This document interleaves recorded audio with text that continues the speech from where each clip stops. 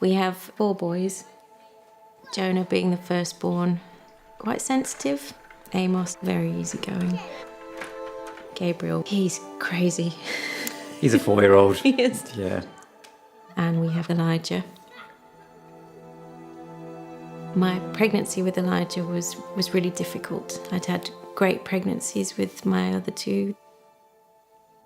Elijah started with problems from about 12 weeks.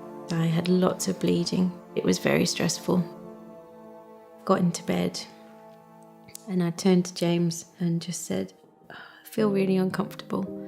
And then having had 2 pregnancies before, the penny drops that my uncomfortable is labour pains. I was absolutely terrified. He was 25 weeks and 3 days when he was born. Premature birth is a huge global problem. Over 15 million babies will be born prematurely a year, and that in the UK equates to about 61,000 babies being born prematurely, and of those, about 1,000 will die. He was in an incubator with UV lighting because his skin was so delicate. He was fed through his bloodstream. There was very little we could actually do for him. You feel helpless. I was really scared of holding him because I was really scared that I would drop him. He was just so small.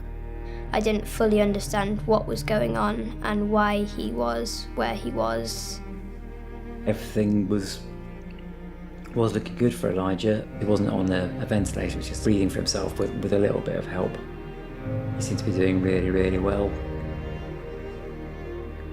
Everybody tells you how many premature babies they know and how big they are now. They're all 6 foot tall. They all end up being 6 foot tall. But also one of the things that people would say was that if the doctors are all right, then you're all right. But if the doctors start looking worried, then you need to worry. And I went in.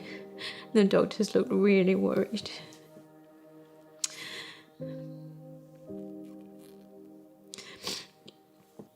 Elijah just had a routine head scan, which had basically showed that his brain had been starved of oxygen, and so he just had a massive brain damage. There was no chance of him really making any recovery from that. We were both clear that the right thing to do was to move to palliative care and just to let Elijah, to let him die. And so you have all this emotion and all this love, and he's not there. He's already lived for 5 weeks and he's already died. It's just very hard to get your head around. He's still my son.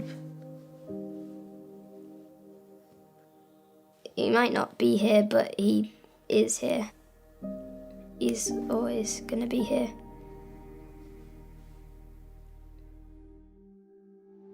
At the moment, if a woman comes to us as a first-time mother, we cannot predict or identify whether she's going to have a preterm birth at all. We only become aware of them when they turn up in labour ward in labour. And at that point, we can do very little to improve the outcome of the baby. The research we're doing should hopefully identify the mechanisms that are causing preterm birth. One of the major causes is the evidence of mild infection in the reproductive tract.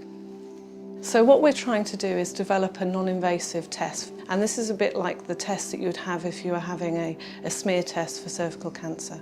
We can take the swab and get a result there and then and be able to reassure the woman about her risk of preterm birth, and we have various interventions that we can give if necessary. we never kind of really understood why Elijah came early and whether anything could have been done earlier on to perhaps help.